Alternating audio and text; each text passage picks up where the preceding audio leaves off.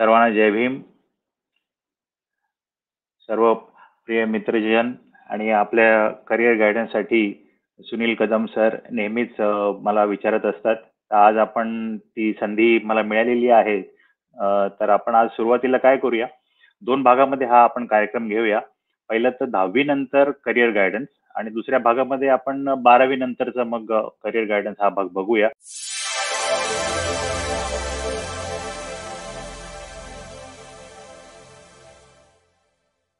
तर मी तुमच्या सर्वांसोबत हा एक चार्ट शेअर करत आहे. सुनील कदम सर हा चार्ट शेअर करतील आणि त्या चार्टमधनं 10वी नंतर पुढे काय करिअरच्या वाटा आहेत किंवा 12वी नंतर काय करिअरच्या वाटा आहेत हे आपण जाणून घेण्याचा प्रयत्न करूया.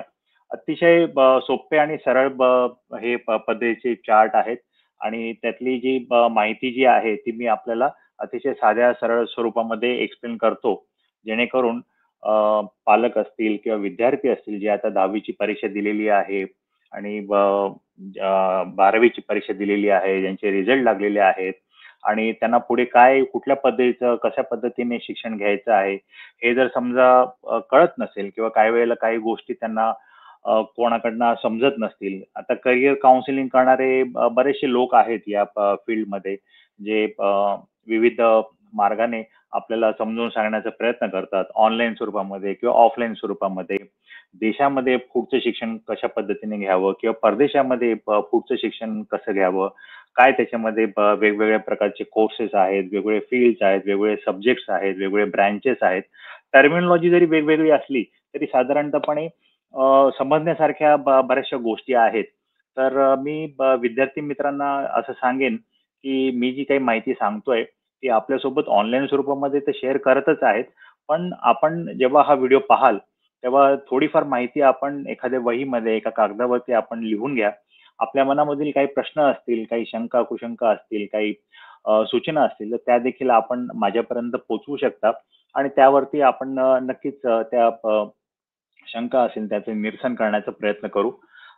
मुळात महाराष्ट्र राज्यामध्ये किंवा एकूण भारत देशामध्ये जी शिक्षण पद्धती जी आहे 10वीच्या बाबतीमध्ये जर म्हणायचं म्हटलं तर ती क्वांटिटी बेस्ड आहे. क्वांटिटी बेस्ड म्हणजे काय, तर विद्यार्थ्यांना किती गुण मिळाले, किती टक्केवारी मिळाली. तर असं म्हटलं जातं की 90-95% मिळाले की विद्यार्थी अतिशय हुशार असतो. 45-50% मिळालेले विद्यार्थी हुशार नसतात, त्यांनी अभ्यास केलेला नसतो, परीक्षा व्यवस्थित दिलेली नसते. पण 10वी-12वीच्या नंतरच्या ज्या शिक्षणाच्या वाटा आहेत तर त्याच्यामध्ये पण जाऊन विद्यार्थी खूप मोठ्या प्रमाणावरती प्रगती करतात. कारण शेवटी कसं आहे की विद्यार्थी 10वीच्या नंतर किंवा 12वीच्या नंतर जेव्हा स्वयंप्रकाशित होतात, ज्याला आपण इंग्रजीमध्ये सेल्फ एनलाइटमेंट म्हणतो, तर ती सेल्फ एनलाइटमेंट अतिशय महत्वाची आहे. स्वयंप्रकाशित होणे अतिशय महत्वाचं आहे. जिथे विद्यार्थ्याला स्वतःलाच कळतं की आपल्याला पुढचं शिक्षण जे आपण घेतोय त्याच्यामध्ये आपल्याला अतिशय चांगल्या प्रकारे अभ्यास करायचा आहे आणि ज्या परीक्षा असतील तर त्या अतिशय चांगल्या पद्धतीने त्यांना सामोरं जायचंय, जेणेकरून आपल्याला जास्तीत जास्त गुण मिळतील आणि पुढे नोकरी किंवा व्यवसायाच्या दृष्टीने हे अतिशय उपयोगी पडेल असं शिक्षण आपण घेतोय. तर बरेचसे विद्यार्थी या 10वी-12वीच्या वाटेवरती थोडेसे अडखळलेले असतात. त्यांना काही कळत नसतं किंवा पुढचं शिक्षण काय, कसं, कुठे आणि त्याचं फी स्ट्रक्चर काय असेल. वेगवेगळे कोर्सेस असतात, सरकारी किंवा निमसरकारी किंवा खाजगी शिक्षण संस्थामध्ये वेगवेगळ्या प्रकारचे कोर्सेस, ब्रँचेस असतात. त्याचं फी स्ट्रक्चर काय असतं, त्या कोर्सेसचं ड्युरेशन काय असतं. बरेचसे कोर्सेस हे 2 वर्षाचे असतात, काही वेळेला ते 3 वर्षाचे असतात. इंजिनिअरिंगच्या ब्रँचेस या 4 वर्षाच्या असतात. तर या सगळ्या गोष्टींची माहिती आपण करून घेण्याचा प्रयत्न करू. तर मी सुनील कदम सरांना अशी विनंती करेन की त्यांनी तो जो करिअर गायडन्सचा चार्ट आहे तो आपल्याबरोबर शेअर करावा.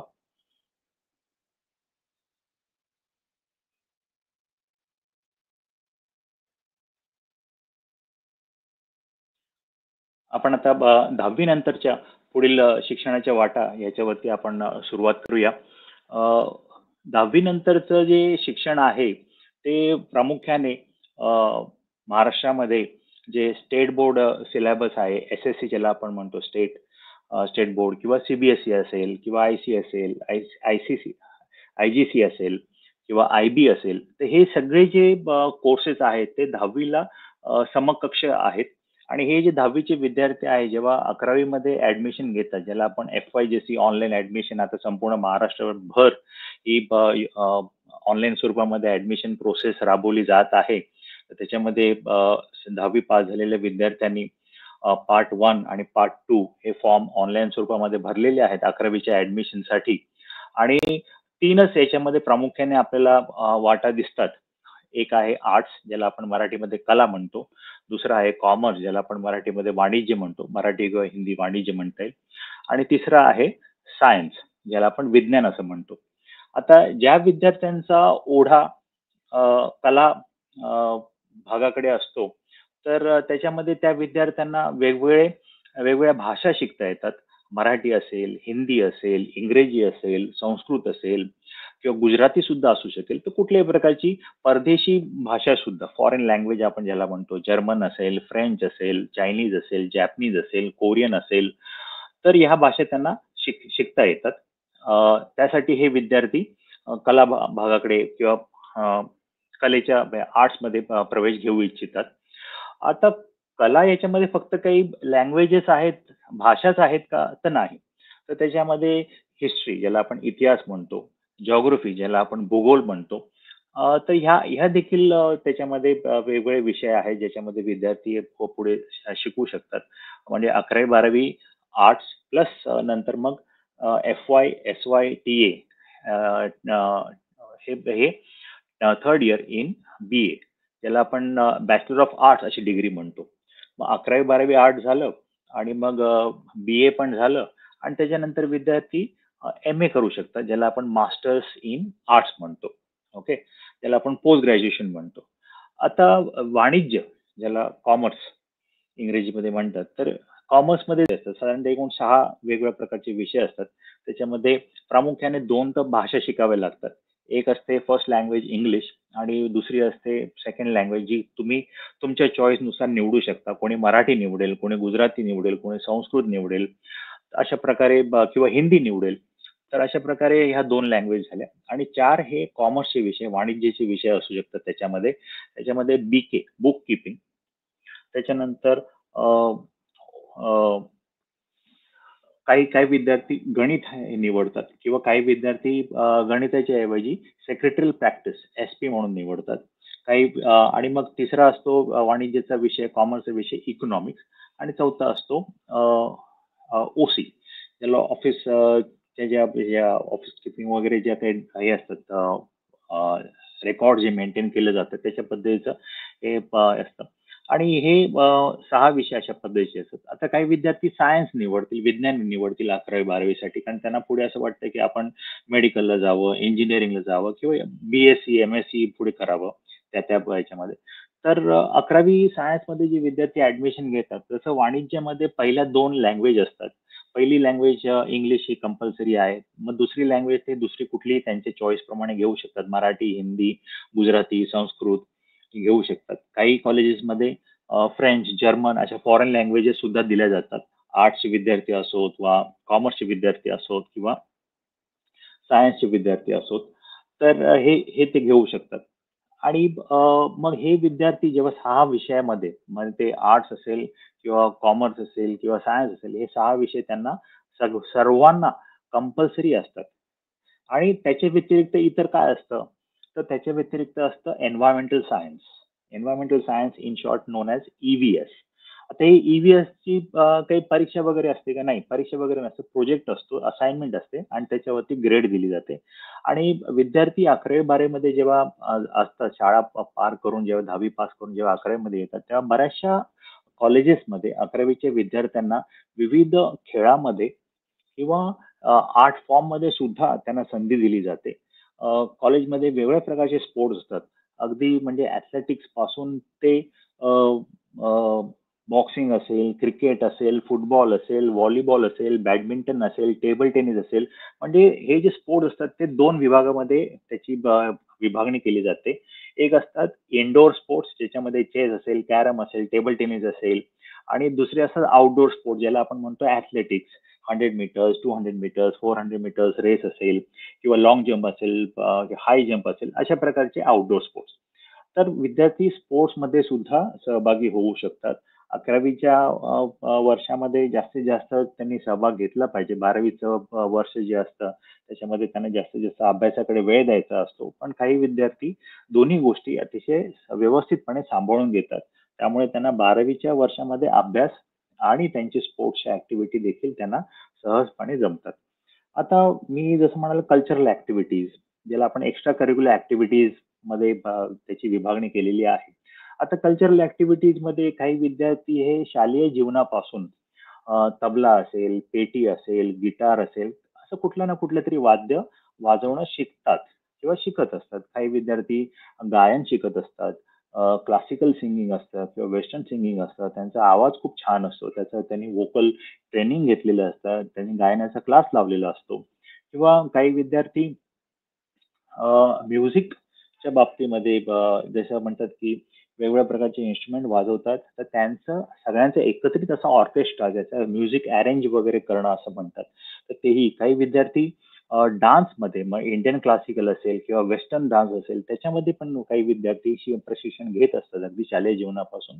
तर त्याच्यासाठी पण विद्यार्थ्यांना 11वी-12वीच्या या वर्षामध्ये चांगली संधी असते. वेगवेगळ्या प्रकारचे कॉलेजमध्ये ॲक्टिव्हिटीज असतात, एक्स्ट्रा करिक्युलर ॲक्टिव्हिटीज, स्पोर्ट्स असेल, कल्चरल असेल.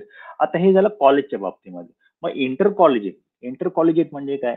तर एखादं कुठलं कॉलेज एखादी स्पोर्ट्स ॲक्टिव्हिटी किंवा कल्चरल ॲक्टिव्हिटी किंवा एखादा क्विज असेल ऑर्गनाईज करते, आणि आसपासच्या, मुंबईच्या आसपासच्या सगळ्या कॉलेजमधल्या 50-60 कॉलेजमधल्या विद्यार्थ्यांना सुद्धा तिथे बोलवलं जातं. त्याला म्हणतात इंटर कॉलेजिएट कॉम्पिटिशन. आणि या इंटर कॉलेजिएट कॉम्पिटिशनमध्ये विद्यार्थी सहभागी होतात आणि त्याच्यामध्ये काही वेळेला कॅश प्राइजेस सुद्धा दिली जातात. आता हे झालं कॉलेजच्या धर्तीवरती किंवा इंटर कॉलेजिएटच्या धर्तीवरती. आता काही जे क्रीडा प्रकार आहेत किंवा काही कल्चरल ॲक्टिव्हिटीज आहेत, हे राज्य शासनाच्या क्रीडा खात्यातर्फे किंवा सांस्कृतिक खात्यातर्फे सुद्धा ऑर्गनाईज केले जातात. तर महाराष्ट्र शासनाच्या क्रीडा खात्यातर्फे बास्केटबॉल आहे, बॅडमिंटन आहे, क्रिकेट आहे, ह्या सगळ्या टुर्नामेंट इंटर कॉलेजिएट किंवा वॉर्ड लेव्हलवरती, डिस्ट्रिक्ट लेव्हलवरती, ज्याला आपण जिल्हास्तरीय म्हणतो, किंवा राज्यस्तरीय, किंवा अगदी नॅशनल म्हणजे देशाच्या पातळीवरती, ज्याच्यामध्ये जवळपास सर्वच राज्यातले विद्यार्थी हे सहभागी होतात. आणि ही जी राज्य शासनातर्फे ज्या या स्पर्धा ज्या घेतल्या जातात, क्रीडा स्पर्धा, त्यांना खूप महत्त्व असतं. कारण त्याच्यामध्ये जे मिळालेली पारितोषिकं असतात किंवा जी काही सर्टिफिकेट असतात, त्यांना पुढच्या शिक्षणामध्ये, पुढच्या करिअरच्या प्रवासामध्ये ते अतिशय उपयोगी पडतात. ज्याला आपण स्पोर्ट्स कोटा म्हणतो. त्या स्पोर्ट्स कोटामधनं सुद्धा विद्यार्थ्यांना मग पुढे ॲडमिशन मिळणं किंवा स्कॉलरशिप मिळणं हे सोपं जातं. आता हे झालं थोडंफार एक ठराविक ज्या 3 वाटा आहेत, आर्ट्स, कॉमर्स आणि सायन्स, याच्याबद्दल मी सांगितलं. तर समजा एखादा विद्यार्थी किंवा त्याची परिस्थिती अतिशय हलाखीची असेल, आर्थिक परिस्थिती एवढी चांगली नसेल, की बाबा असं वाटत असेल की आपल्याला पुढचं शिक्षण घेता येणार नाही. मग त्या विद्यार्थ्याला पुढे काय करता येईल? तर काही विद्यार्थी जे आहेत ते ताबडतोब म्हणजे ITI, हे ट्रेनिंग इन्स्टिट्यूट्स आहेत, इंडस्ट्रियल ट्रेनिंग इन्स्टिट्यूट ज्याला म्हणतात, जे प्रत्येक जिल्ह्यामध्ये असतात आणि या राज्य शासनाचे असतात आणि केंद्र शासनाचे देखील असतात. तर त्याच्यामध्ये 2 वर्षाचे कोर्सेस असतात. टर्नर, फिटर, वेल्डर, ज्याला आपण वेगवेगळ्या प्रकारे जे ब्लू कॉलर जॉब म्हणतो आपण, सुतार असेल. तर ह्या ह्या वेगवेगळ्या प्रकारचे इन्स्टिट्यूट्स आहेत. संपूर्ण महाराष्ट्रावर प्रत्येक जिल्ह्यामध्ये या ITI आहेत आणि या सरकारमान्य संस्था आहेत, सरकारतर्फे चालवणाऱ्या संस्था आहेत. महाराष्ट्र शासन असेल किंवा केंद्र शासन असेल, तर त्यांच्यातर्फे चालवणाऱ्या हे आहेत. आणि त्याच्यामध्ये सुद्धा ऑनलाईन स्वरूपामध्ये ॲडमिशन होतं. 2 वर्षाचा कोर्स होतं आणि या विद्यार्थी जेव्हा 2 वर्षाचे कोर्स, आणि याच्यामध्ये मुली सुद्धा असतात. मी स्वतः बघितलेलं आहे. मी चेंबूर, मुंबई येथे राहतो आणि चुनाभट्टी एक 10 मिनिटं अंतरावरती एक ITI आहे. तर तिथे मी मुलींना सुद्धा बघितलंय ह्या प्रकारचे कोर्सेस करताना. 2 वर्षाचे कोर्सेस, वेल्डर असेल, टर्नर, फिटर किंवा इलेक्ट्रिशियन वगैरे. तर हे मुलं काय तर मुली सुद्धा या कोर्सेसमध्ये सहभागी होतात आणि 2 वर्षाचा कोर्स अतिशय चांगल्या पद्धतीने पार पाडून त्यांना लायसन्स मिळतं. त्यांना प्रशस्ती पत्रक मिळतं आणि सरकारमान्य लायसन्स असल्यामुळे त्यांना नोकरी मिळणं किंवा स्वतःचा व्यवसाय करणं. आता ज्याने सुतारकाम शिकलेलं आहे, ज्याने वेल्डिंगचं काम शिकलेलं आहे, ते स्वतःचा व्यवसाय करू शकतात. त्याच्यासाठी तुम्हाला लायसन्स आहे, सरकार मान्य तुम्हाला प्रशस्ती पत्रक भेटले, त्याची परीक्षा असते, ते परीक्षा पास झालेले विद्यार्थी आहेत. त्यामुळे ते विद्यार्थी कुठे नोकरी पण करू शकतात किंवा आणि सरकारी संस्थेमध्ये कुठल्याही महाराष्ट्र शासनाच्या सरकारी निगममध्ये नोकरी करू शकतात किंवा केंद्र शासनाचे सुद्धा जाहिराती येतात रेल्वे वगैरेच्या, त्याच्यामध्ये सुद्धा टर्नर, फिटर, वेल्डरची भरती असते. मग तिथेही सुद्धा त्यांना नोकरी लागू शकते. ऑफकोर्स त्याची एंट्रन्स एक्झाम असते, परीक्षा असते, पूर्व परीक्षा असते आणि त्याच्यामध्ये पास झाल्यानंतर इंटरव्ह्यू, मेडिकल वगैरे करून त्यांना योग्य त्या प्रकारे सामावून घेतलं जातं नोकरीमध्ये, योग्य त्या पदावरती. आता हे झालं आर्ट्स, कॉमर्स, सायन्स आणि त्याच्यानंतर ITI बद्दल. आता असेही काही विद्यार्थी असतात की ज्यांची आर्थिक परिस्थिती इतकी हलाखीची असते की 10वी पास झाल्यानंतर त्यांना नोकरीच पाहिजे असते. त्यांना असं वाटतं की मला पुढचं कुठल्याही प्रकारचं शिक्षण जमणारच नाही. मग असे विद्यार्थी काय करू शकतात? तर असे विद्यार्थी महाराष्ट्र शासनाच्या किंवा केंद्र शासनाच्या वेगवेगळ्या प्रकारच्या परीक्षा असतात. ज्याच्यामध्ये एक आहे SSC, ज्याला आपण म्हणतो स्टाफ सिलेक्शन कमिशन. तर ह्या स्टाफ सिलेक्शन कमिशनच्या काही परीक्षा असतात. ज्याच्यामध्ये वेगवेगळ्या प्रकारचे ग्रुप असतात. Group 1, group 2, group 3, group 4. आता हा ग्रुप 4 ज्याला काही केंद्र शासनातर्फे डी ग्रुप सुद्धा म्हटलं जातं.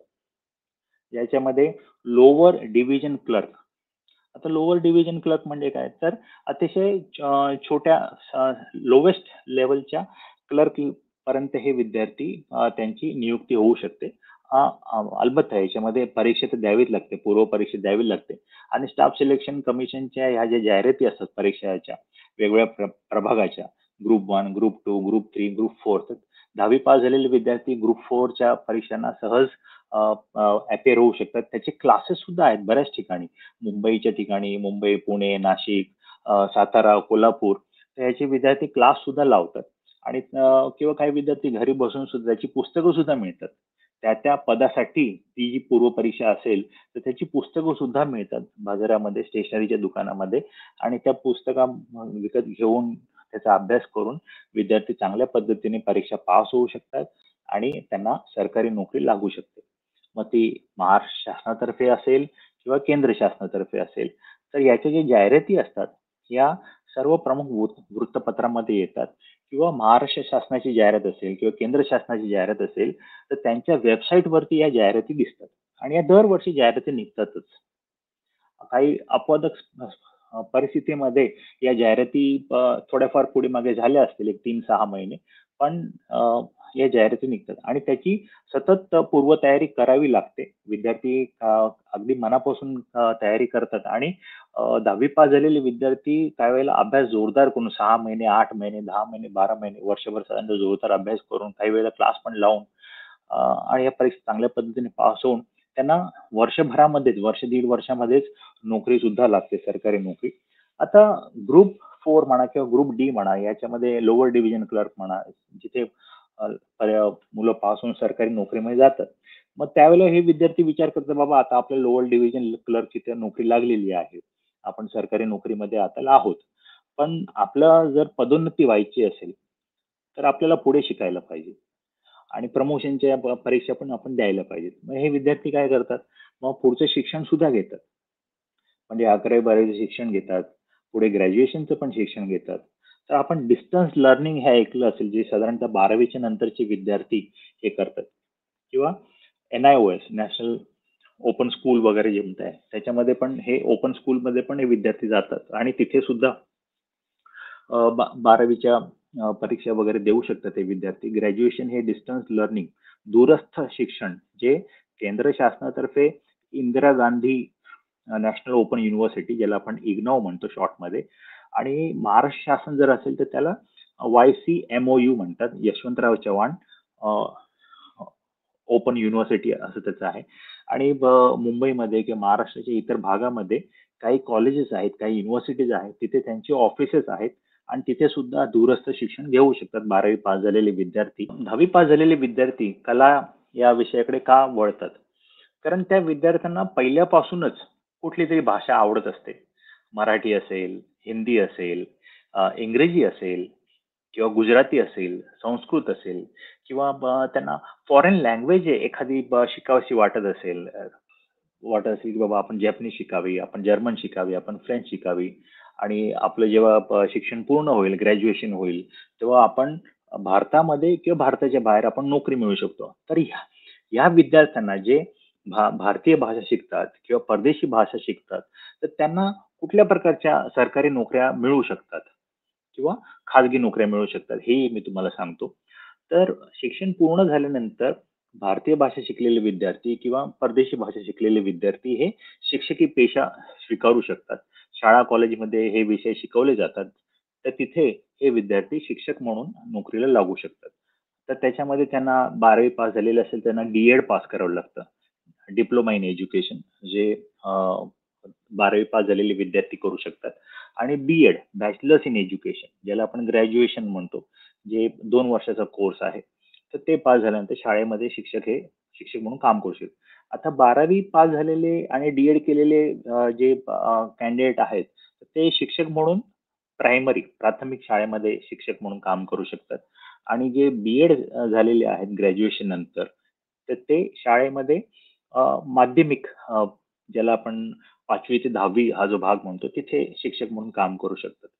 आणि ज्यांनी पोस्ट ग्रॅज्युएशन केलेलं आहे, एम-ए आहे किंवा एम-कॉम आहे किंवा एम-एस-सी आहे आणि त्यांनी बी-एड केले, तर ते उच्च माध्यमिक, ज्युनियर कॉलेज 11वी-12वीच्या विद्यार्थ्यांना वेगवेगळ्या भाषा शिकवू शकतात. त्या त्या भाषेमध्ये समजा एम-ए मराठी पास झालेला आहे कॅन्डिडेट आणि त्याने बी-एड केलंय. मग तो 11वी-12वीच्या विद्यार्थ्यांना शिक्षक म्हणून मराठी शिकवू शकतो. हा एक भाग झाला. आता अ, ज्यांनी परदेशी भाषा शिकल्या आहेत, ते परदेशामध्ये सुद्धा जाऊ शकतात. तिथे ट्रान्सलेटर म्हणून काम करू शकतात.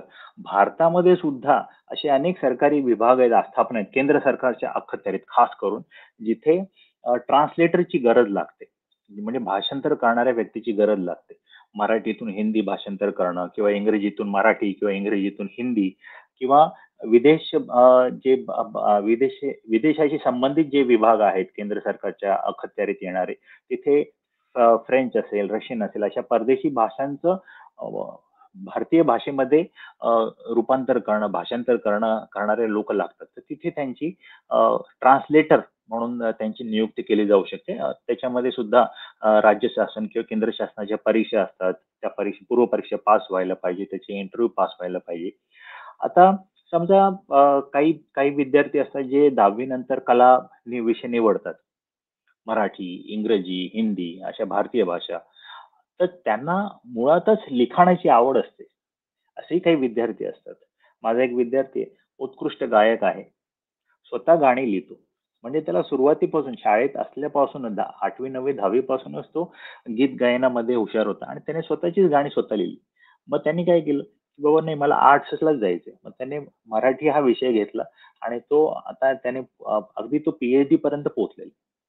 त्यामुळे लिखाण जर तुमचं चांगलं असेल, तुमचे विचार जर एकदम अतिशय चांगल्या पद्धतीचे असतील लिखाणाच्या स्वरूपामध्ये, भले ते कवितेच्या स्वरूपामध्ये असेल, गद्य असेल, पद्य असेल, निबंध लेखन असेल किंवा काही विद्यार्थी इलोकेशन ज्याला आपण म्हणतो किंवा ज्याच्यामध्ये भाषण ज्या कॉम्पिटिशन असतात, ते अतिशय हुशार असतात आणि तिथे चांगल्या प्रकारे त्यांना पारितोषिकं सुद्धा मिळतात.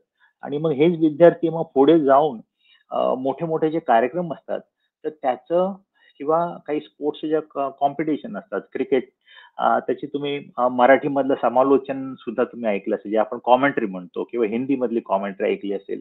तर मी स्वतः माझ्या कॉलेजच्या जीवनामध्ये मराठीमधनं क्रिकेटची कॉमेंट्री केलेली आहे, समालोचन केलेलं आहे. कारण मी स्वतः 10वी पर्यंत मराठी मीडियममधनं शिकलोय. त्यामुळे मराठीवरती थोडं चांगलं प्रभुत्व होतं.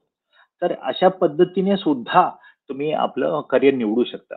आता तुम्हाला मी इथे हर्ष भोगले साहेबांचं उदाहरण देईन. हर्ष भोगले साहेब हे कधीच क्रिकेट खेळलेले नाही. त्यांचं शिक्षण आहे MBA, masters in business administration. पण त्यांची क्रिकेट कॉमेंट्री जर तुम्ही इंग्लिशमधनं ऐकली, तर तुम्ही अतिशय खुश होऊन जाल. कारण त्यांचं इंग्रजी भाषेवरती प्रभुत्व आहे. म्हणजे त्यांनी शिक्षण घेतलं MBAचं, मास्टर्स इन बिझनेस ॲडमिनिस्ट्रेशन, आणि त्यांनी करिअर कशामध्ये बनवलं, तर क्रिकेट समालोचक, क्रिकेट कॉमेंट्री इंग्लिशमध्ये. पण he is a very well known cricket commentator in English all over the world in fact. Okay, फक्त भारतामध्ये नाही तर परदेशामध्ये सुद्धा त्यांचं नाव आहे. त्यामुळे असं काही होत नाही की जिथे तुम्ही एका प्रकारचं शिक्षण घेतलं आणि त्याच प्रकारच्या शिक्षण घेतल्यानंतर त्याच प्रकारच्या करिअरमध्ये तुम्ही पुढे जायला पाहिजे. करिअर तुमचं हे कुठल्याही क्षेत्रामध्ये कधीही बदलू शकतं. हे एक मी तुम्हाला उदाहरण दिलं. आता परत आपण येऊया की कॉमर्स घेतलेले जे कॉमर्स घेतलेले जे विद्यार्थी असतात 10वी नंतर, तर ते विद्यार्थी विचार करतात की बाबा आपल्याला सायन्स हा अभ्यास जमणार नाही आणि आर्ट्स आपल्याला आवडत नाही.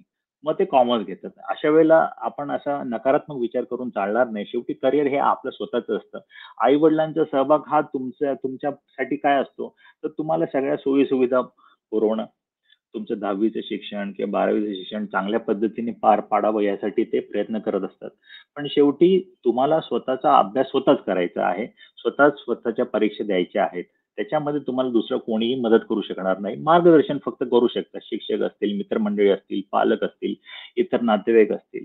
अभ्यास कसा करावा, काय करावा अभ्यास, ते तुम्हाला समजावून सांगू शकतील. पण परीक्षेच्या वेळेला जो नेमका अभ्यास असतो तो तुम्हाला स्वतःलाच करायचा असतो आणि ती परीक्षा तुम्हाला स्वतःलाच सामोरं जायचं असतं. आता वाणिज्य, कॉमर्स घेणारे जे विद्यार्थी आहेत, तर ते काय करतात नक्की 11वी-12वी मध्ये? BK आहे, SP आहे, OC आहे, इकॉनॉमिक्स आहे.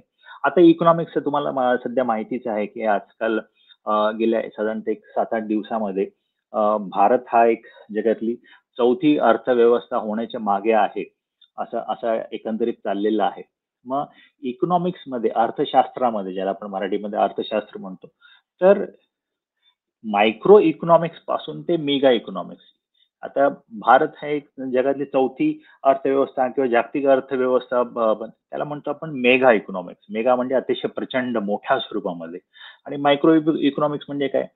तर मायक्रो इकॉनॉमिक्स हे तुम्हाला साधारण एक सोपं उदाहरण सांगतो की आपल्या स्वतःच्या घरामध्ये दररोज किती पैसा खर्च केला जातो सगळ्या गोष्टीवरती, अन्नधान्यावरती, कपडा लत्त्यावरती, साबण असेल, हे झालं मायक्रो इकॉनॉमिक्स. किंवा अजून त्याच्यापेक्षा एक स्टेप पुढे जाऊन जर उदाहरण घ्यायचं तर साधारणतः एक गाव आहे ज्याच्यामध्ये 100 घरं आहेत आणि त्या गावातले लोक कशा पद्धतीने जीवन व्यतीत करतात, त्यांची रेशनिंग सिस्टम कशी आहे, रेशन दुकानावरनं त्यांना कशा प्रकारचं धान्य मिळतं, हे देखील त्या मायक्रो इकॉनॉमिक्स मध्ये येतं. आता तुम्ही बऱ्याच वर्षापासून ऐकलं असेल की महिला बचत गट. आता हे महिला बचत गट बँकेकडनं कर्ज घेतात, तर ते छोट्या स्वरूपाचं कर्ज घेतात आणि त्याच्यामधनं काही ना काही उद्योगधंदे ते लोक करत असतात. असं आहे. तर त्याला सुद्धा मायक्रो इकॉनॉमिक्स लेवलवरती म्हणतात. तर हे अशा प्रकारचे जी काही शिक्षणाचा जो भाग आहे तो सगळ्या इकॉनॉमिक्स मध्ये येतो. Micro economics to mega economics.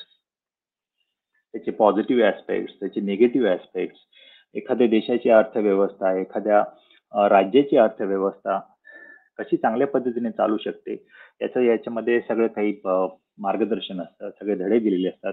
लोकसंख्येच्या अनुपातानुसार, लोकसंख्येच्या प्रमाणानुसार एखाद्या देशाची अर्थव्यवस्था, एखाद्या राज्याची अर्थव्यवस्था वर खाली कशी होऊ शकते. किंवा आता रिझर्व्ह बँकेने कालच रेपो रेट, ज्याला आपण म्हणतो की जो पत दर आहे तो साधारणतः 50 बेस पॉईंटने कमी केलेला आहे. त्यामुळे कर्जाचा जो हे आहे ते थोडंसं बर्डन जे आहे, त्याचा दबाव जो आहे तो लोकांवरचा थोडासा काही प्रमाणामध्ये कमी होणार आहे. लोकांचं कर्जाचं जे परतफेड जी आहे ती थोडीशी त्यांना करताना सुसह्य होणार आहे. त्यामुळे अर्थव्यवस्था सुधारेल, अर्थव्यवस्थेला चालना मिळेल असं म्हटलं तर वावगं ठरणार नाही. या सगळ्या गोष्टी इकॉनॉमिक्स मध्ये शिकवल्या जातात. आता दुसरा विषय आहे कॉमर्सचा महत्वाचा, BK, ज्याला आपण बुक किपिंग म्हणतो. आता बुक किपिंग, आता तुम्ही गुजराती मधला शब्द ऐकला असेल कदाचित, चोपडी. जे काही छोटे छोटे उद्योगधंदे, दुकानं असतील, इतर काही व्यवसाय असतील, तर ते लोक त्यांचा प्रत्येक आवक जावक जी आहे दुकानामध्ये येणाऱ्या वस्तू आणि त्या विकल्या जाणाऱ्या वस्तू याची ते लोक नोंद ठेवतात वहीमध्ये. त्याला म्हणतात चोपडी आणि ह्यालाच इंग्रजीमध्ये म्हणतात बुक किपिंग. तर एखादा व्यवसाय आहे, साधारणतः त्याचं वार्षिक टर्नओव्हर साधारणतः एक 10 करोड रुपये आहे आणि तो व्यवसाय आहे की बाबा परदेशातना इलेक्ट्रिकल वस्तू मागवणं, पंखे असतील, ट्यूबलाईट असतील, वेगवेगळ्या प्रकारच्या फॅन्सी लाईट्स असतील, चीनमधनं समजा किंवा जर्मनीमधनं ह्या वस्तू मागवल्या जातात. मग त्या 2 देशामधनं जर मागवल्या तर त्याची वेगवेगळी नोंद ठेवली जाते. आणि जेव्हा या वस्तू भारतामध्ये डिस्ट्रीब्यूट केल्या जातात, होलसेल मार्केटमध्ये किंवा रिटेल मार्केटमध्ये सुद्धा. होलसेल म्हणजे काय, तर मोठ्या स्वरूपामध्ये, बल्क स्वरूपामध्ये एकाच वेळेला साधारणतः 1,000 वस्तू, 10,000 वस्तू जेव्हा एखादी व्यक्ती घेऊन जाते, एखादा बिझनेसमन घेऊन जातो, तेव्हा त्याला म्हणतात होलसेल मार्केट किंवा त्याच्याही जास्त त्याची क्वांटिटी असू शकते. तर त्याला म्हणतं होलसेल. आता रिटेल म्हणजे काय? तर बाबा आपल्यासारखे सामान्य व्यक्ती बाबा घरामध्ये एखादी ट्यूबलाईट खराब झाली, तर दुकानात जाऊन एक ट्यूबलाईट विकत घेऊन आले. त्याला म्हणतात रिटेल. अगदी म्हणजे साधारणतः एक ठोकळा असं साधारणतः 1-1, 2-2 असे पंखे विकतात त्याला. तर ह्या सगळ्या गोष्टींचं एक प्रकारे नोंद ठेवली जाते. संपूर्ण वर्षभर दर महिन्याला, आता जून महिना चालू आहे. 1 जून ते 30 जून याची नोंद ठेवली जाते. बाबा 4 जूनला किती वस्तू आल्या, 5 जूनला किती वस्तू विकल्या गेल्या, त्याची काय किंमत होती येताना आणि जाताना. याला म्हणतात बुक कीपिंग. त्याच्यानंतर काही विद्यार्थी मॅथ्सच्या ऐवजी वाणिज्यमध्ये, कॉमर्समध्ये मॅथ्सच्या ऐवजी त्यांना गणित विषय कठीण पडत असेल, तर ते विद्यार्थी असा विचार करतात, की मी एस-पी, ज्याला सेक्रेटरियल प्रॅक्टिस असं म्हणतो. आता सेक्रेटरी याचा तर तुम्हाला अर्थ माहितीच आहे. तर सेक्रेटरियल प्रॅक्टिस. तर सेक्रेटरियल प्रॅक्टिस म्हणजे काय? सेक्रेटरी म्हणजे एक प्रकारचा असिस्टंट असतो बॉसचा, ऑफिसरचा. तर जे सगळ्या काही गोष्टींची नोंद ठेवतात. त्याच्यामध्ये खास करून एका बिझनेस हाऊसकडनं दुसऱ्या बिझनेस हाऊसकडे जो काही पत्रव्यवहार होतो, मेलच्या स्वरूपामध्ये, ऑनलाईन स्वरूपामध्ये किंवा ऑफलाईन स्वरूपामध्ये किंवा एखादं पेमेंट जायचं असेल, एखादं पेमेंट यायचं असेल, तर ह्या सगळ्या गोष्टींची नोंद ठेवणारा जी व्यक्ती आहे ती सेक्रेटरी आहे. आणि ह्या सेक्रेटरी प्रॅक्टिसमध्येच या सगळ्या गोष्टी शिकवल्या जातात. आता बरेचसे बिझनेस हाऊसेस एखादं नवीन एव्हेन्यू ओपन करण्यासाठी, आता जसं मी मगाशी म्हटलं, एक उदाहरण दिलं तुम्हाला किंवा जर्मनीमधनं, चीनमधनं fancy tubelights, fancy fans, fancy lighting मागवले जातात. पण याच्या व्यतिरिक्त समजा एखादा दुसरा देश असेल, फ्रान्स असेल. फ्रान्समधल्या एखाद्या कंपनीशी काही बिझनेस सुरू करायचा असेल, तिथून काही वस्तू मागवायच्या असतील, तर मग आपल्याला मग कसं काय त्यांच्याशी कॉन्टॅक्ट करायचं? मग त्यांची वेबसाईट बघायची. मग ते या सगळ्या गोष्टी देखील त्या एस-पी या विषयामध्ये शिकवल्या जातात. आणि त्याच्यानंतर मग जो पुढचा बिझनेसचा भाग आहे, तो मग कसं काय बॉसेस, ऑफिसर्स आणि ते सेक्रेटरी मिळून हँडल करतात. कशा काही त्यांच्या एम-ओ-यू, मेमोरँडम ऑफ अंडरस्टँडिंग, ज्याला आपण म्हणतो, की अ, व्यवसाय अ, करण्यासाठी जे काही एक अ, अ, ज्याला पत्रव्यवहार म्हणतात. आणि व्यवसाय करण्याचं भागीदारीमध्ये जेव्हा निश्चित होतं, तेव्हा करार केले जातात आणि त्याला म्हणतात मेमोरँडम ऑफ अंडरस्टँडिंग. मग ह्या सगळ्या गोष्टी या या साधारणतः सेक्रेटरी प्रॅक्टिस या विषयामध्ये शिकवले जातात. आणि हे कॉमर्सचे जे विषय आहेत ते अतिशय सोपे आहेत.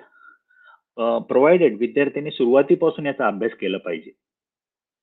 ओके. आणि जेव्हा विद्यार्थी 11वी मध्ये येतात, मग भले ते कला असेल, वाणिज्य असेल किंवा विज्ञान असेल, तर हे संपूर्ण एका शैक्षणिक वर्षामध्ये 11वीच्या त्यांच्या 4 परीक्षा होतात. एक युनिट टेस्ट होते, पहिली चाचणी, प्रथम चाचणी ज्याला आपण म्हणतो किंवा घटक चाचणी म्हणतो 25 मार्काची. नंतर दुसरी घटक चाचणी होते दुसऱ्या सत्रामध्ये दिवाळीच्या सुट्टीनंतर. त्याला दुसरी घटक चाचणी म्हणतात. ती देखील 25 मार्काची असते. दिवाळीच्या अगोदर किंवा दिवाळीच्या सुट्टीच्या नंतर एक 50 मार्काची टर्मिनल एक्झाम म्हणतात किंवा सेमेस्टर एक्झाम म्हणतात. किंवा त्याला सत्र परीक्षा म्हणतात. प्रथम सत्र परीक्षा. ती असते 50 मार्काची. आणि मग द्वितीय सत्र परीक्षा किंवा अॅन्युअल एक्झाम किंवा शेवटची जी साधारणतः मार्च, एप्रिल या महिन्यामध्ये 100 मार्काची परीक्षा होते. आता ह्या सगळ्या मार्क्सची जी टोटल केली तुम्ही 11वीच्या अकॅडमिक इयरसाठी, शैक्षणिक वर्षासाठी, तर प्रथम घटक चाचणी 25 मार्क, द्वितीय घटक चाचणी पुन्हा 25 मार्क, 25-25 50. प्रथम सत्र परीक्षा 50 मार्क. हे झाले 25-25 आणि 50 100. आणि द्वितीय सत्र चाचणी किंवा अॅन्युअल एक्झाम ज्याला म्हणतो ते 100 मार्क. मग एकूण ग्रँड टोटल झाली 200 मार्क. आता विद्यार्थ्यांनी 11वी पास होण्यासाठी या 200 पैकी किती गुण मिळवले पाहिजेत? तर 200 पैकी त्यांनी 70 गुण मिळवले पाहिजेत. 70 का? तर जर 200 पैकी 70, तर 100 पैकी 35 म्हणजे 35 गुणांना विद्यार्थी उत्तीर्ण समजला जातो. म्हणून ते 200 पैकी 70 गुण मिळवणारे विद्यार्थी हे 11वी मध्ये उत्तीर्ण मानले जातात. आता काही विद्यार्थी इतकं जोरात अभ्यास करतात, चांगल्या पद्धतीने अभ्यास करतात, की त्यांना प्रथम घटक चाचणीमध्ये 25 पैकी 25 मिळतात. प्रथम सत्र परीक्षेमध्ये 50 पैकी 50 मिळतात. मग झाली त्यांची टोटल 75. याचाच अर्थ पहिल्या 2 परीक्षेमध्येच त्यांचे 200 पैकी 70-75 गुण होतात. मग त्यांनी दुसरी घटक चाचणी आणि दुसरी सत्र परीक्षा 25 मार्क आणि 100 मार्काची परीक्षा, त्या परीक्षेला नाही गेलं तर चालतं का? नाही, असं करून चालणार नाही. त्यामुळे विद्यार्थ्यांनी सर्व परीक्षांचा समान अभ्यास करावा आणि सर्वच परीक्षेमध्ये चांगले गुण मिळवावे आणि कुठल्याही परीक्षेला दांडी मारू नये. अगदी जर ती काही वेळेला विद्यार्थ्यांना थोडासा असं काही विद्यार्थी आजारी असतात, तर ह्या परीक्षा त्या विद्यार्थ्यांसाठी किंवा काही विद्यार्थी स्पोर्ट्स अशा कॉलेजला रिप्रेझेंट करण्यासाठी म्हणून दुसरीकडे गेलेले असतात, ज्यावेळेला नेमकी परीक्षा चालू असते त्यावेळेला. मग अशा विद्यार्थ्यांच्या परीक्षा या परत घेतल्या जातात, ज्याला आपण री एक्झाम म्हणतो, पुनर्परीक्षा. पण याच्यामध्ये एक नियम लक्षात ठेवा विद्यार्थ्यांनी, एक परीक्षा जी आहे त्याची पुनर्परीक्षा घेतली जात नाही. कुठली? तर ती त्या शैक्षणिक वर्षातली शेवटची जी परीक्षा आहे 100 मार्काची, द्वितीय सत्र परीक्षा किंवा अॅन्युअल एक्झाम ज्याला म्हणतो, ती 100 मार्काची हा महाराष्ट्र शासनाच्या शिक्षण खात्याचा नियम आहे, की जी शेवटची परीक्षा असते 100 मार्काची, त्याची पुनर्परीक्षा घेतली जात नाही. हा कडक नियम आहे. पहिल्या 3 ज्या परीक्षा आहेत, प्रथम घटक चाचणी, द्वितीय घटक चाचणी आणि जी प्रथम सत्र परीक्षा आहे, ती पुनर्परीक्षा म्हणून घेतली जाते. आता याच्यामध्ये विज्ञानमध्ये जे विषय शिकवले जातात त्याची आपण पुन्हा एकदा थोडक्यात माहिती घेऊया. तर विज्ञानमध्ये जे विषय शिकवले जातात, तर ते तुम्हाला मी पहिले 2 लँग्वेज सांगितलेलेच आहेत, ज्या कला, वाणिज्य आणि विज्ञान या ठिकाणी सगळ्या सारख्या आहेत. ते नियम सारखेच आहेत. आता विज्ञानमध्ये फिजिक्स आहे, भौतिकशास्त्र, केमिस्ट्री आहे, रसायनशास्त्र, बायोलॉजी आहे, जीवशास्त्र, मॅथ्स आहे, गणित. आता फिजिक्स आणि केमिस्ट्री हे विषय तर घेतातच विद्यार्थी, कंपल्सरी आहे. ओके. हे ठरलेलेच आहे. आता भौतिकशास्त्रामध्ये भौतिकशास्त्राचे नियम, भौतिकशास्त्राचे एक्सपेरिमेंट्स, ओके, भौतिकशास्त्राच्या वेगवेगळ्या कॉन्सेप्ट, भौतिकशास्त्रामधले शोध, अगदी म्हणजे 16व्या-17व्या शतकापासून जेव्हा कधीपासून भौतिकशास्त्र चा अभ्यास सुरू केला जगभरातल्या शास्त्रज्ञांनी, मग ते भारतातले असो किंवा भारताच्या बाहेरचे असो, त्याची सगळी माहिती, त्याचं सगळं ज्ञान 11वी-12वीच्या भौतिकशास्त्रामध्ये आहे. आणि भौतिकशास्त्राचे नियम असतील, भौतिकशास्त्राचे वेगवेगळ्या कॉन्सेप्ट असतील, या शिकवल्या जातात आणि त्याच्यावरती काही गणित सुद्धा असतात. असं समजू नका की मॅथ्स या विषयामध्येच फक्त गणित शिकवले जातात. तर फिजिक्समध्ये पण गणित असतात, केमिस्ट्रीमध्ये पण गणित असतात. आता आपण केमिस्ट्रीकडे वळू. जसं मी भौतिकशास्त्राबद्दल म्हणालो, तसं रसायनशास्त्रामध्ये सुद्धा शास्त्रज्ञांचे शोध, मग ते भारतातले असतील, भारताच्या बाहेरचे असतील, केमिस्ट्रीचे कॉन्सेप्ट असतात. ओके. तर त्याच्यामध्ये या सगळ्या प्रकारच्या कॉन्सेप्ट शिकवल्या जातात. त्याच्यामध्ये काही गणित देखील असतात, ती गणितं शिकवली जातात. काही वेळेला त्याच्यामध्ये ग्राफ्स असतात, फिजिक्समध्ये ग्राफ असतात, केमिस्ट्रीमध्ये काही वेळेला ग्राफ असू शकतात. गणितामध्ये, मॅथ्समध्ये तर ग्राफ असतातच. ह्या देखील गणितामध्ये देखील मॅथ्सच्या बाबतीमध्ये म्हणायचं झालं तर सगळ्या 8वी, 9वी, 10वी मध्ये जे काही गणित शिकवलं जातं, जे काही मॅथ्स शिकवलं जातं, त्याच्या पुढच्या स्टेप, एक स्टेप लेवल, थोडीशी लेवल ऑफ कॉम्प्लेक्सिटी वाढत जाते. मग ती लेवल ऑफ कॉम्प्लेक्सिटी 11th मध्ये थोडी वाढते, 12th मध्ये आणखीन एक लेवल ती वाढते. पण 12th मध्ये जे विद्यार्थी येतात त्या मॅथ्समध्ये त्यांना लिमिट्स असतील, इंटिग्रेशन असतील, डेरिव्हेटिव्ह असतील, 11वी मध्ये मॅट्रायसेस असतील, अगदी साध्या साध्या कॉन्सेप्ट असतात. पण सुरुवातीपासून जर आपण गणित या विषयाकडे लक्ष दिलं, ट्रिग्नोमेट्री असेल, जे आपण साइन, कॉस, थिटा या सगळ्या कॉन्सेप्ट आहेत, या सुरुवातीपासून जर व्यवस्थित आपण लक्ष दिलं, प्रत्येक लेक्चर आपण अटेंड केलं. काही विद्यार्थी तर कोचिंग क्लासेसला सुद्धा जातात, क्लासेस ट्युशनला लावतात, घरगुती शिकवण्या लावतात किंवा नामांकित क्लासेस आहेत तिथे पण जातात. काही विद्यार्थी रेग्युलर कॉलेजच्या ऐवजी इंटिग्रेटेड कॉलेज, आता ही नवीन एक संकल्पना आहे गेल्या काही 7-8 वर्षापासून, तर इंटिग्रेटेड कॉलेजला देखील जातात विद्यार्थी. आता हे इंटिग्रेटेड कॉलेज काय आहे? रेग्युलर कॉलेजपेक्षा हे वेगळं आहे का? हो, थोडंसं वेगळं आहे. आता इंटिग्रेटेड कॉलेजमध्ये काय होतं की विद्यार्थी प्रत्यक्ष सोमय्या, रुपारेल, रुईया, पोद्दार यासारख्या कॉलेजमध्ये न जाता इंटिग्रेटेड कोचिंगच्या मोठ्या मोठ्या इन्स्टिट्यूट्स आहेत मुंबईमध्ये, महाराष्ट्राच्या इतर भागामध्ये, ते जॉईन करतात. त्याची फी काही वेळेला लाखोमध्ये असते, 4-5 लाख, 6 लाख सुद्धा असू शकते. आणि त्या इंटिग्रेटेड कॉलेजेसमध्ये त्या विद्यार्थ्यांना 11वी-12वी सायन्स शिकवलं जातं. त्या व्यतिरिक्त जर विद्यार्थ्यांना 12वी सायन्स नंतर मेडिकलकडे जायचं असेल तर त्याचंही त्यांना नीट परीक्षा असते, NEET नीट परीक्षा, किंवा महाराष्ट्र शासनाची देखील मेडिकल CET असते, त्याचा देखील अभ्यास करून घेतला जातो. आता काही विद्यार्थी मेडिकलच्या ऐवजी इंजिनिअरिंगला जाऊ इच्छितात, मग त्यांच्यासाठी JEE ही परीक्षा असते संपूर्ण भारत स्तरावरती. आणि महाराष्ट्र शासनाची MST CET फॉर इंजिनिअरिंग देखील असते. आणि काही खाजगी कॉलेजेस आहेत, सोमय्या असेल किंवा DY पाटील असेल नेहरू, त्यांच्या स्वतःच्या देखील इंजिनिअरिंगच्या CET एक्झाम असतात, ज्याला आपण पेरा CET म्हणतो. तर हे विद्यार्थी अशा वेगवेगळ्या एंट्रन्स एक्झामिनेशनचा अभ्यास करण्यासाठी म्हणून सुद्धा इंटिग्रेटेड कॉलेजेस जॉईन करतात, ज्या कॉलेजमध्ये त्यांना 11वी-12वी science plus engineering entrance exam किंवा मेडिकल एंट्रन्स एक्झाम याच्या परीक्षांचा देखील अभ्यास करून घेतला जातो. आणि हे विद्यार्थी अतिशय मनापासून त्याची तयारी करून अतिशय चांगल्या प्रकारचं रँकिंग पार मिळवण्याचा प्रयत्न करतात. मी तुम्हाला एकच उदाहरण देतो याच्यामध्ये, जास्त वेळ न घेता. नीट एक्झाम ही परीक्षा जी आहे, NEET, नॅशनल एंट्रन्स कम एलिजिबिलिटी टेस्ट असा त्याचा फुल फॉर्म आहे. ही संपूर्ण परीक्षा जी आहे ती राष्ट्रीय पातळीवरती घेतली जाते. ती परीक्षा असते एकूण 720 मार्काची, आणि त्या 720 मार्कामध्ये फिजिक्स, केमिस्ट्री आणि बायोलॉजी. फिजिक्स आणि केमिस्ट्री असतं 360 मार्काचं, आणि बायोलॉजी असतं 360 मार्क. आता मेडिकलला जाणारे विद्यार्थी आहेत म्हटल्यावरती त्याला बायोलॉजीला 360 मार्क. आणि MBBS तुम्हाला माहितीच असेल की MBBS हे एक नंबर 1 फील्ड आहे मेडिकल क्षेत्रामधलं, आणि ह्या MBBS साठी खूप चुरस असते.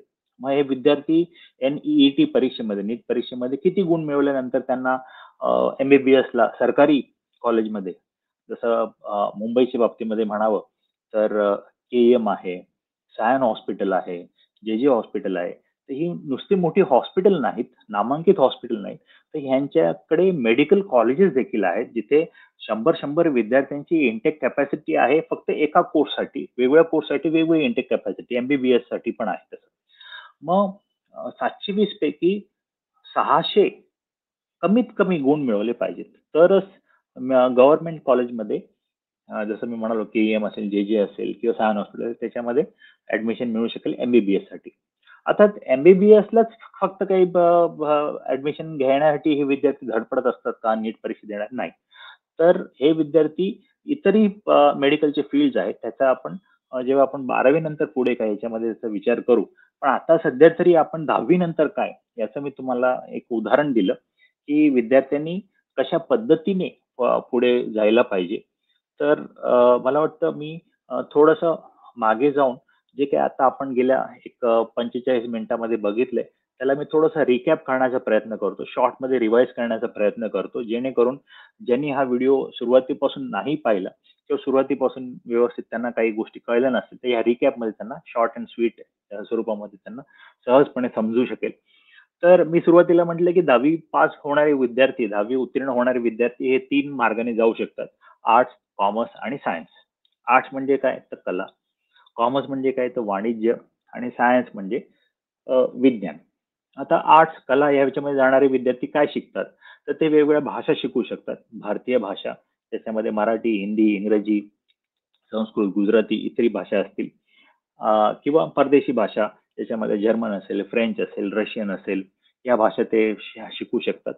त्याच्यानंतर आर्ट्सचे विद्यार्थी भाषेच्या अभ्यासाबरोबर हिस्ट्री, जिओग्राफी, सायकोलॉजी, हे देखील, ज्याला मानसशास्त्र म्हणतो, हे देखील विषय शिकू शकतात. आता कॉमर्सच्या विद्यार्थ्यांसाठी काय ऑप्शन आहेत? तर त्यांना सगळ्यांनाच, आर्ट्स असेल, कॉमर्स असेल, सायन्स असेल, त्यांना 2 लँग्वेज तर आहेतच. First language is always compulsory, which is English. English हा विषय सगळ्यांनाच कंपल्सरी असतो फर्स्ट लँग्वेज म्हणून. सेकंड लँग्वेज ते काही घेऊ शकतात, मराठी असेल, हिंदी असेल, किंवा गुजराती असेल, संस्कृत असेल आणि हे संपूर्ण 100 मार्काचं संस्कृत. कारण काही शाळांमध्ये पूर्वी अशी कॉन्सेप्ट होती, की 50 मार्काचं संस्कृत शिकवलं जायचं 10वी पर्यंत आणि 50 मार्काचं हिंदी शिकवलं जायचं. असं काही आता प्रकार नाहीये. पूर्णपणे तो एकच विषय पूर्णपणे घ्यावा लागतो. आता कॉमर्समधले जे विद्यार्थी आहेत, पहिले 2 विषय जर इंग्लिश असेल आणि दुसरा विषय कुठली सेकंड लँग्वेज असेल, मग तिसरा, चौथा, 5वं, 6वं काय? तिसरा आहे बी-के ज्याला आपण बुक कीपिंग म्हटलं. चौथा आहे इकॉनॉमिक्स, इको इन शॉर्ट. 5वं आहे एस-पी, सेक्रेटरी प्रॅक्टिस. त्याच्या व्यतिरिक्त विद्यार्थी एस-पी जर जर गणितामध्ये चांगला मार्क्स असतील 10वीला तर ते गणित हा विषय घेऊ शकतात. जर त्यांना मार्क्स कमी असतील, त्यांना सेक्रेटरी प्रॅक्टिसचा विषय घेतला जातो आणि त्याच्यानंतर 6वा विषय आहे तो ओसीए. आता सायन्समध्ये वळूया आपण, विज्ञानाकडे वळूया. पहिली language compulsory English, second language आहे कुठलीही त्यांची चॉईस, मराठी, हिंदी, गुजराती, संस्कृत किंवा एखादी फॉरेन लँग्वेज पण सिलेक्ट करू शकतात, जर्मन, फ्रेंच. आता सायन्सचे महत्वाचे त्याच्यामधले सब्जेक्ट जसं मी मगाशी म्हणालो, फिजिक्स, केमिस्ट्री, बायोलॉजी, मॅथ्स, हे 4 विषय. आता काही विद्यार्थी बायोलॉजी, जीवशास्त्राच्या ऐवजी जिओलॉजी.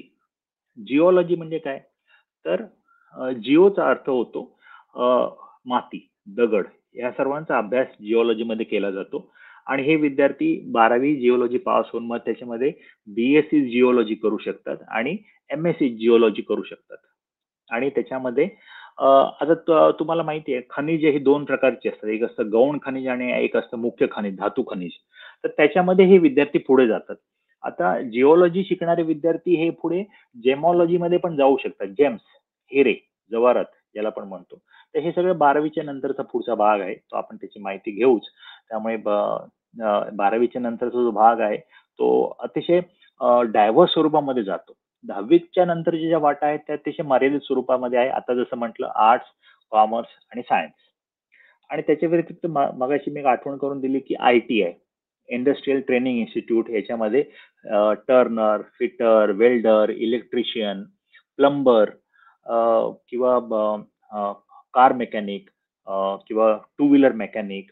आता तर त्याच्यामध्ये मोबाईल रिपेअरिंग पण आहे, लॅपटॉप रिपेअरिंग पण आहे, कार्पेंट्री आहे, सुतारकाम ज्याला आपण म्हणतो. आणि त्याच्यामध्ये मुलं काय तर मुली सुद्धा जातात. आणि या सरकार मान्य संस्था असल्यामुळे त्याच्यामध्ये फी कमी असते आणि हे आय-टी-आयचे जे कोर्सेस आहेत ते 2 वर्षाचे असतात. जसं 11वी-12वी हे 2 वर्षाचं आहे, 2 अकॅडमिक इयर आहे, तसं आय-टी-आय देखील. आणि 10वीच्या नंतर हे आय-टी-आय करणाऱ्या विद्यार्थ्यांना सरकारकडनं परवाना दिला जातो, लायसन्स दिलं जातं आणि त्याच्यामुळे त्यांना सरकारी नोकऱ्या लागू शकतात.